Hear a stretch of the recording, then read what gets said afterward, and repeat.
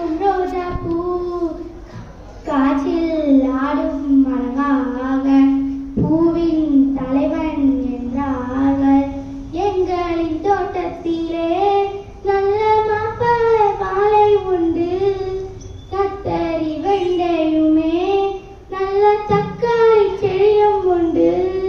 மழை பெய்தால் அந்த காலம் மண்ணில் மொய்த்து வளர்ந்திடுமே. நமது வீட்டு தோட்டத்திலே காய் கனிகள் பயிரிடுவோம். ரோஜா பூ சின்ன ரோஜா பூ பாலிலும் எண்ணெயிலும் நல்ல கொழுப்பு சத்து உள்ளது. கோதுமை மாவினிலே நல்ல மாவு சத்து உள்ளது. கீரையெல்லாம் பல வகை, ஆனால் எல்லாமே பச்சையமே. காய் கனிகள் நாம் வாங்கி சமைத்து நன்கு உண்டிடுவோம். ரோஜா பூ சின்ன ரோஜா பூ மல்லிகை முல்லையுடன் நல்ல சாமந்தி பூவும் உண்டு. நறுமணம் நிறைந்திருக்க நல்ல ஏலமும் இங்கு உண்டு. எங்களின் வீட்டு முற்றத்தில் நல்ல நிழல் தரும் வேம்பு உண்டு.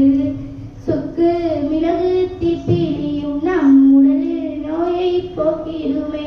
ரோஜா பூ சின்ன ரோஜா பூ எல்லோருக்கும் பிடிக்கும் ரோஜா பூ காற்றில் ஆடும் அழகாக பூவின் தலைவன் என்றார்கள். ஒரு ஊர்ல ஒரு பொண்ணு இருந்தாளாம். அவ அவங்க அம்மா அப்பா ஆட்சி கூட இருந்தா. அவ ஒரு நாள் விளையாட போகும்போது ஒரு பெரிய அரண்மனையிலிருந்து ஒருத்தர் வந்தாங்களாம். அப்போ அங்க பாட்டி அவங்களுக்கு ஒரு பர்த்டே வரனால அவங்க பாட்டி பண்ண போறாங்க. அதனால எல்லாரையும் கூப்பிட்டாங்களாம். கூப்பிட்டோடனே எல்லாரும் நான் அந்த ட்ரெஸ் போட்டுப்பேன் இந்த ட்ரெஸ் போட்டுப்பேன்னு சொன்னாங்களாம். ஆனா இந்த அவ எந்த ட்ரெஸ்ஸும் இல்லைனால அவ வருத்தப்பட்டுட்டே போனாலாம். அப்போ அவங்க அப்பாட்ட போய் எனக்கு ட்ரெஸ் வேணும்னு சொன்னாலாம். அப்பா அது ட்ரெஸ் வேணும்னு சொல்லும்போது அது ரொம்ப பணமாகுனால இதெல்லாம் வாங்க முடியாதுன்னு சொல்லிட்டாங்களாம். அப்போ காலையில இருந்துச்சு அவ விளையாட போகும்போது ஒரு மரத்தடியில் உட்காந்துருந்தாளாம். உட்காந்துருக்கும் போது அந்த மரம் பேசிச்சான். எதுக்கு நீ அழுதுட்டு இருக்க அப்படின்னு கேட்டுச்சான். அப்போ அவ சொன்னா, எல்லாரும் அந்த பாட்டிக்கு எல்லாரும் நல்ல ட்ரெஸ் போட்டாங்க, எனக்கு ஒரு நல்ல ட்ரெஸ் இல்லை அப்படின்னு சொன்னாலாம். சொன்னோடனே அந்த மரம் இந்த காட்டில் ஒரு மாயம் இருக்கு, நீ யார்ட்டையாச்சும் எல்லா விலங்குகிட்டையும் போய் நீ உதவி கேட்டா அவங்க செய்வாங்கன்னு சொன்னாலாம். சொன்னோடனே அவளும் காலையில் இருந்துச்சு அந்த விலங்குகள்கிட்ட போய் உதவி கேட்டப்போ அவங்களும் நீ பூவை எடுத்துக்கோ, பூவை பிடிச்சி உன் ட்ரெஸ் தைக்க இருக்கு நீ எடுத்துக்கோ அப்படின்னு சொன்னாங்க. சொன்னோடனே அவளும் எடுத்துக்கிட்டாளாம். அப்போ அந்த பறவையோட இறகு நீ எடுத்துக்கோ அப்படின்னு சொன்னோடனே அவளும் அந்த இறகை எடுத்துட்டாளாம். அப்போ ஒரு முயல் இருந்துச்சான். அப்போ அதுவும் என் பஞ்சை நீ எடுத்துக்கோ ட்ரெஸ் தைக்க அப்படின்னு சொன்னான். சொன்னோடனே எடுத்துட்டான். எடுத்தோடனே அவங்க அப்பா கிட்ட போய் கொடுத்தாராம். கொடுத்தோடனே அவங்க அப்பாவும் ட்ரெஸ் தைக்கேன் அப்படின்னு வாங்கி ட்ரெஸ் தைச்சிட்டு இருந்தாங்களாம். ஆனால் அதுக்கு ரொம்ப நாள் ஆகும் அப்படின்னு சொன்னோடனே சரிப்பா பரவாயில்ல அப்படின்னு சொன்னோடனே அவளும் வீட்டுக்கு போயிட்டாளாம். வீட்டுக்கு போனோடனே அவள் திரும்பியும் காலையில் இருந்துச்சு அவங்க அப்பா கடைக்கு போனோடனே அவங்க ட்ரெஸ் தைச்சி வச்சுருந்தாங்களாம். அப்பா அதை வாங்கிக்கிட்டு அவள் ரெடி ஆகிட்டு இருந்தாளாம். ரெடி ஆகிட்டு அவள் நடந்து போயிட்டு இருக்கும் போது அவங்க மேலே உள்ள நட்சத்திரங்கள்லாம் பார்த்துட்டு இவ்வளோ அழகாக ட்ரெஸ்ஸை நான் பார்த்ததே இல்லை, அந்த பொண்ணு ரொம்ப அழகாக இருக்கா, நம்ம இன்னும் மினுமினுக்கப்போன்ட்டு அந்த ஸ்டார்லாம் தூவிட்டாங்க. தூவிட்டோடனே அவள் ட்ரெஸ் எல்லாம் மினுமினுச்சுட்டான். அப்போ மினுமினுச்ச பிறகு அவள் பார்ட்டிக்கு போனப்போ அவள் ஃப்ரெண்ட்ஸ் எல்லாம் யார் இவ்வளோ அழகாக இருக்கா அப்படின்னு யோசிச்சாங்க. அப்போ யோசிச்சோடனே அவளும் போனாலாம்.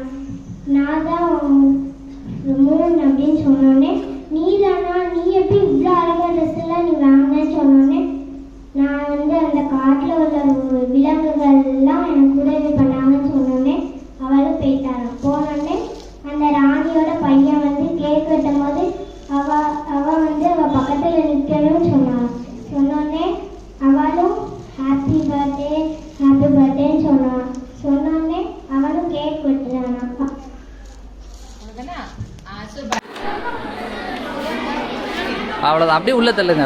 உங்கள் 2 கையும் ஒரே டயத்தில் உள்ளே போகணும். ஓகே.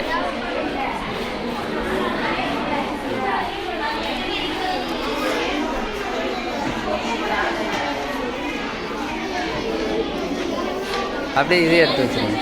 இந்த இது அப்படியே வைங்க.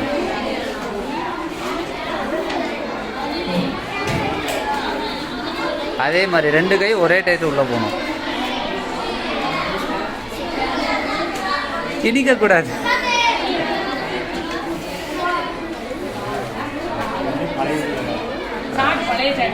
பழைய சாட்டு.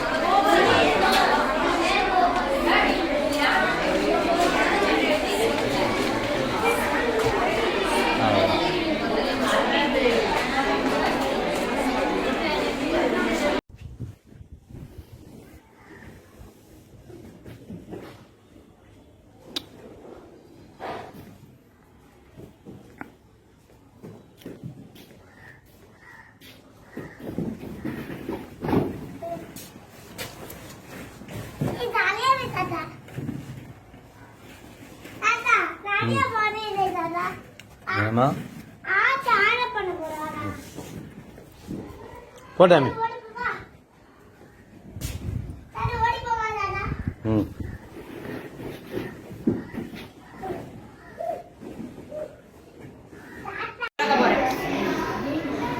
ஜீனி மட்டும் எத்தனை கிராம்? பேப்பரோட சேர்த்து 15 கிராம். எத்தனை கிராம்? 15 கிராம் பேப்பரோட சேர்த்து. ஓகேயா? இப்போ இந்த தயிர்ல இது ஒரு வினைப்படு பொருள், இது ஒரு வினைப்படு பொருள். இந்த 2ஐயும் சேர்த்து தயிர் சீனி 2ஐயும் சேர்த்து கலக்க போறேன். நமக்கு என்ன கிடைக்கும் விளைபொருள்? தயிரையும் சீனியையும் சேர்த்து ஒரு விளைபொருள் நம்ம தயார் பண்ணலாம். லஸ்ஸி. என்னது? லஸ்ஸி தயார் பண்ண போறேன். அவ்வளவுதான்.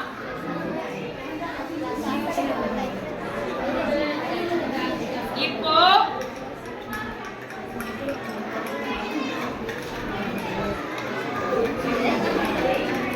தயிரும் சீனியும் சேர்த்து லஸ்ஸி தயார் பண்ணியாச்சு. இதனுடைய எடையை பார்க்க போறோம்.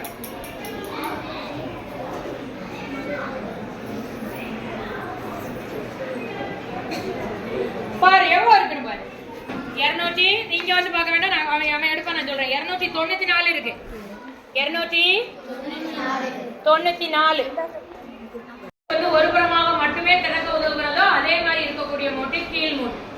இத பாத்தீங்கன்னா இங்க பாரு, இந்த பக்கத்துல ஒரு குழி போன்ற ஒரு பகுதி, இதுல ஒரு குடுக்கு போன்ற ஒரு இடம் இருக்கும். இதுல என்ன செய்யலாம்? அப்படி புடிச்சு நம்ம என்ன ஒரு பக்கம் மட்டும் அசைச்சிக்கலாம். இந்த பக்கம் இந்த இப்படி அசைக்கிறோம்ல, ஒரு பக்கம் மட்டும்தான் நம்மளால அசைக்க முடியும். இது எப்படி அசைக்க முடியுமா? முடியாது. ஒரு பக்கம் நம்ம அசைக்க சொல்லலாம். இது என்ன மூட்டை? கீழ் மூட்டை.